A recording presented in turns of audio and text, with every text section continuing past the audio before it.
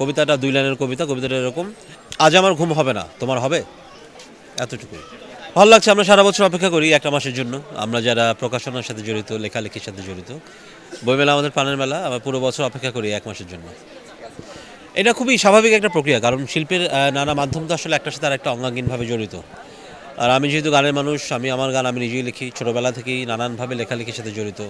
ছোটোবেলায় গল্প লিখতাম, কবিতা লিখতাম, একটা সময় বিভিন্ন পত্রিকাতেও কাজ করেছি টুকটাক। তাই সব কিছু মিলিয়ে লেখাটাকে আমার আসলে বাইরের বা আলাদা কিছু মনে হয় না। এবছর আমার একটা বই এসছে, বইটার নাম সুরছাড়া কবিতারা। এটা আমার গত 22 বছরে লেখা 53টা কবিতার সংকলন। এই বইটার বিশেষত্ব হচ্ছে, আমি যেহেতু গানের মানুষ, আমার কবিতারা সাধারণত সুর হয়ে গান হয়ে যায়। তো গত 22 বছরে যেসব কবিতায় সুর করা হয়নি, সেই কবিতাগুলো মিলেই একটা সংকলন তৈরি করে এই বইটা প্রকাশ পেয়েছে। সেই জন্যই বইটার নাম সুরছাড়া কবিতারা। এটা তো কবিতা, কবিতা তো আর গান গেয়ে বলার কোনো উপায় নাই। আজ আমার ছোট্ট একটা কবিতা আছে, ঘুম। কবিতাটা 2 লাইনের কবিতা। কবিতাটা এরকম, আজ আমার ঘুম হবে না, তোমার হবে? এতটুকুই।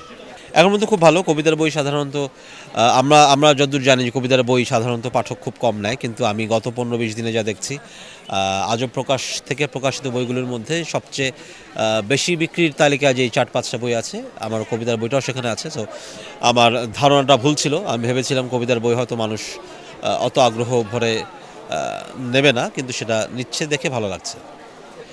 যেটা হয়, এটা বইমেলার নিয়ম, শেষের 10 দিন সবচেয়ে বেশি মানুষের সমাগম হয়। প্রথম দিকে মানুষ আসলে অনেকেই হয়তো আসে, ঘুরে দেখে, কী বই কিনবে সেটা ঠিক করে। 20 তারিখ থেকে আসলে মূলত 21শে ফেব্রুয়ারি থেকেই মূল ভিড়টা শুরু হয়, মূল কেনাকাটা শুরু হয়। তো আশা করব শেষের 10-12 দিন মানুষের কী বলবো, মুখর থাকবে এই মেলা। সবাই সবার পছন্দ মতো বই কিনবেন, ঘুরবেন। এই এই এই এই বইমেলার যে আমেজ, সেটা সবাই উপভোগ করবেন।